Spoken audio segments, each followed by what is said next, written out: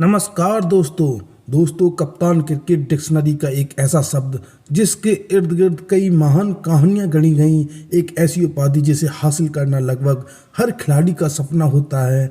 वो कप्तान ही होता है जिसके सर कभी जीत का सेहरा बनता है तो कभी हार की काज भी उसी पर गिरती है। इतिहास गवाह है, जिस टीम का कप्तान समझदार और दूरदृष्टि रखने वाला हुआ है उस टीम ने बड़ी से बड़ी चुनौती को भी पार किया है। भारतीय क्रिकेट इतिहास में एक ऐसे ही विवेक अडिग और बहादुर कप्तान का नाम है दादा यानी सौरव गांगुली। वो सौरव गांगुली जिन्होंने विदेशी धरती पर भारत को जीत का स्वाद चखाया। वो सौरव गांगुली जिन्होंने विरोधियों की आंखों में आंखें डालकर मुकाबला किया। वो सौरव गांगुली जिन्होंने आज की सर्वश्रेष्ठ भारतीय टीम की नींव 20 साल पहले ही रख दी थी। तो चलिए कहते सौरव गांगुली की जिंदगी के उन पहलुओं पर नजर डालते हैं जिनकी सीढ़ियां चढ़कर सौरव गांगुली ने एक आक्रामक बल्लेबाज से महान कप्तान तक का करिश्माई सफर तय किया। दोस्तों, सौरव गांगुली का जन्म 8 जुलाई 1972 को कोलकाता के पारंपरिक बंगाली परिवार में हुआ था। सौरव गांगुली के पिता चंडीदास गांगुली शहर के मशहूर व्यापारी होने के साथ साथ क्रिकेट एसोसिएशन ऑफ बंगाल के सदस्य भी थे। पिता की वजह से सौरव गांगुली ने ग्राउंड में आना जाना शुरू किया और फुटबॉल को दिल दे बैठे। सौरव ने अपनी शुरुआती शिक्षा सेंट जेवियर स्कूल से प्राप्त की और वहीं उन्होंने 10वीं तक फुटबॉल खेला। उस दौरान सौरभ रोज शाम को मैदान से चोट खाकर घर लौटते और अगले दिन स्कूल नहीं जाते, जबकि माता निरुपमा गांगुली चाहती थी कि सौरभ गांगुली पढ़ाई में टॉप करें, इसलिए सौरभ के फुटबॉल खेलने पर रोक लगा दी गई। इधर 10वीं के एग्जाम के बाद मिली छुट्टियों में सौरभ ने घर पर सबको शैतानियों से परेशान कर रखा था।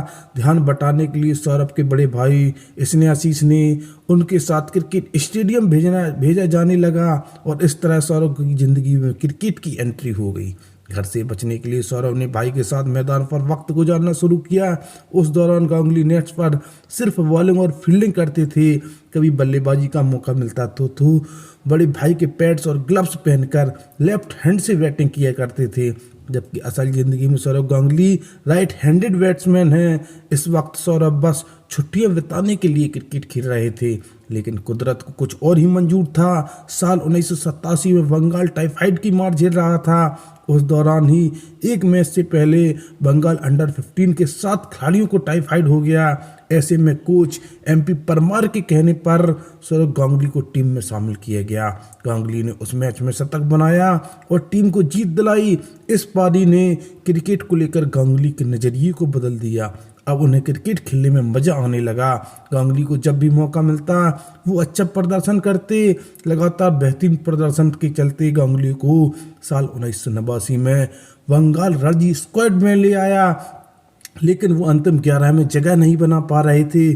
फिर आया साल 1989 रणजी फाइनल में गांगुली को रणजी डेब्यू करने का मौका मिल गया। अपने बड़े भाई स्नेहाशीष गांगुली की जगह एक अजीब से एहसास के साथ गांगुली ने रणजी डेब्यू किया और उसके बाद पीछे मुड़कर नहीं देखा। सौरभ का रणजी डेब्यू भले ही नाटकीय अंदाज में हुआ था, मगर उसके बाद सौरभ ने अगले 3 साल उतार चढ़ाव बढ़े रहे, जिसकी शुरुआत 1991 के आखिरी दिनों में हुई, जब सौरभ गांगुली को घरेलू क्रिकेट में अच्छे प्रदर्शन के लिए दक्षिण अफ्रीका के विरुद्ध भारतीय टीम में शामिल किया गया।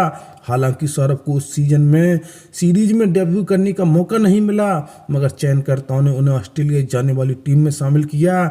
साल 1992 का वो दौरा, जब करीब 4 महीने बाद सौरव गांगुली को पर्याप्त मौके नहीं मिले। उस दौरे पर गांगुली का ज़्यादातर वक्त ड्रिंक्स बॉय के रूप में गुजरा और नेट्स पर सिर्फ बॉलिंग करने का ही मिलता था। आलम यह था कि जब दौरे के अंत में गांगुली को डेब्यू करने की बारी आई तो उन्होंने स्पिनर वेंकटेपति राजू से कुछ गेंद फेंकने के लिए कहा और महीनों बाद बल्लेबाजी की। आखिर 11 जनवरी 1992 के दिन वेस्टइंडीज के विरुद्ध वनडे में सौरव गांगुली ने इंटरनेशनल डेब्यू किया, मगर ये डेब्यू मैच सौरव गांगुली के लिए बहुत साधारण रहा और वो सिर्फ 3 रन बनाकर आउट हो गए। महज एक मैच बाद ही सौरव गांगुली को टीम से ड्रॉप कर दिया गया और उन्हें वापस भारत भेज दिया गया। दौरे के बाद टीम मैनेजर ने शिकायत की। मैच के दौरान सौरव ड्रिंक्स ले जाने से मना कर दिया करते थे।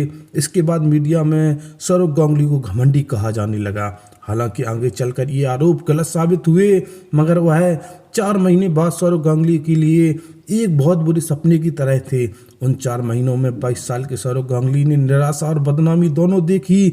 सौरव जब घर लौटे तो उन्होंने अपने पिता को भरोसा देते हुए कहा कि आप फिक्र न करें, मैं जल्दी ही भारतीय टीम में वापसी करूंगा। और दोस्तों, सौरव का फुटबॉल छोड़कर क्रिकेट में आना फिर किस्मत के चलते अंडर 15 क्रिकेट में शतक बनाना और भाई की जगह रणजी टीम में होते हुए भारतीय टीम तक आना।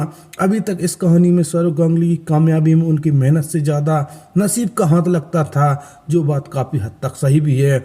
मगर उन साल 1992 में सौरव गांगुली में ऑस्ट्रेलिया में जो ठोकर लगी उसने सौरव गांगुली को कमजोर नहीं किया, बल्कि उनके मन में देश के लिए खेलने की आग को ज्वाला को बना दिया।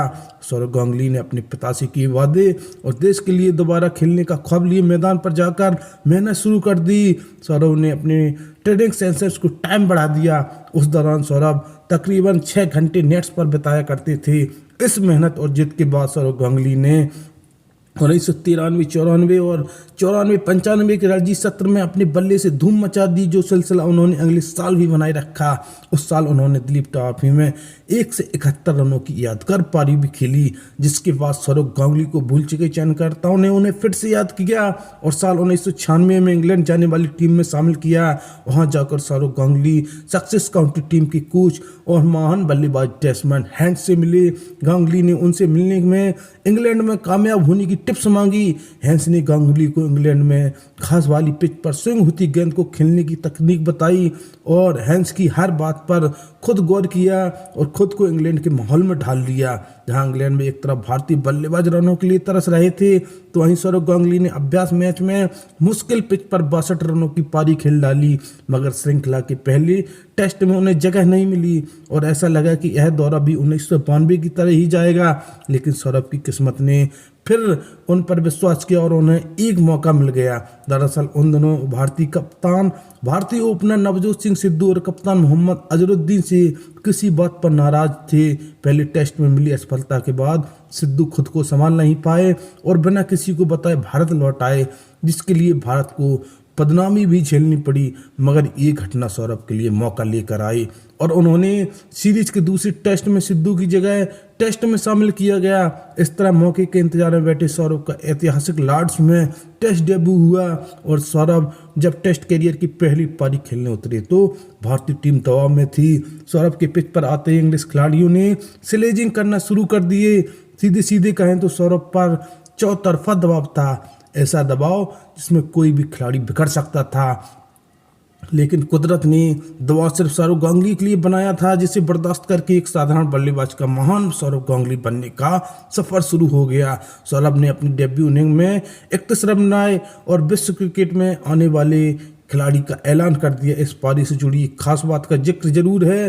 दरअसल तीसरे दिन लंच के वक्त सौरव गांगुली लंच रूम में नहीं गए क्योंकि वे नहीं चाहते थे कि खाने वजह से उनकी एकाग्रता भंग हो जाए, इसलिए बिना कुछ खाए ही खेलते रहे और 1 से 31 रन बनाकर सौरव गांगुली पवेलियन लौटे तो स्टैंड्स में मौजूद हर दर्शक ने खड़े होकर सौरभ के जज्बे को सलाम किया। शतक के बाद सौरव यही नहीं रुके, उन्होंने ट्रेंट ब्रिज में भी शतक बनाया और पहले 2 टेस्ट में शतक बनाने का रिकॉर्ड अपने नाम किया। गांगुली की शानदार बल्लेबाजी और गेंदबाजी के चलते भारत दोनों टेस्ट ड्रा कराने में कामयाब रहा। गांगुली को उनकी शानदार बल्लेबाजी के लिए मैन ऑफ द सीरीज का अवार्ड भी मिला। भारत लौटने पर गांगुली का जबरदस्त स्वागत हुआ। बंगाल के मुख्यमंत्री वासु ने अभिनेता मिथुन चक्रवर्ती तक सबने सौरव गांगुली को इनाम दिया। इस तरह सौरव गांगुली कुछ महीनों में ही बंगाल में रहने वाले हर इंसान के चहेते खिलाड़ी बन गए और यहीं से उनको किंग ऑफ कोलकाता का खिताब मिला। इसके बाद सौरभ ने हर मौके पर अच्छा प्रदर्शन किया और भारतीय बल्लेबाजी की रीढ़ बन गए। अगले 4-5 सालों तक सौरव गांगुली ने खेल का ग्राफ बढ़ाया, मगर भारतीय टीम की अंदरूनी कला के कारण फैंस के हिस्से में सिर्फ निराशा ही आई थी। ऐसे में अप्रैल 2000 में हुए फिक्सिंग में खुलासे ने भारतीय क्रिकेट को हिलाकर रख दिया। सचिन तेंदुलकर ने कप्तान बनने से मना कर दिया। भारतीय क्रिकेट अंधेरे में जा रहा था। तब जन्म हुआ कप्तान सौरव गांगुली का। सौरव गांगुली ने आगे बढ़कर टीम की जिम्मेदारी संभाली और इस तरह से भारतीय क्रिकेट में एक नई शुरुआत हो गई और एक नए अध्याय की शुरुआत हुई। दोस्तों, आप लोगों को जानकारी कैसी लगी कमेंट करके ज़रूर बताएं, और ऐसी ही रोचक जानकारी के लिए हमारे चैनल को सब्सक्राइब जरूर करें, जिससे हमारी वीडियो आप तक जल्द से जल्द पहुंच सके। तो मिलते हैं ऐसी ही किसी इंटरेस्टिंग वीडियो के साथ, तब तक के लिए टाटा बाय बाय।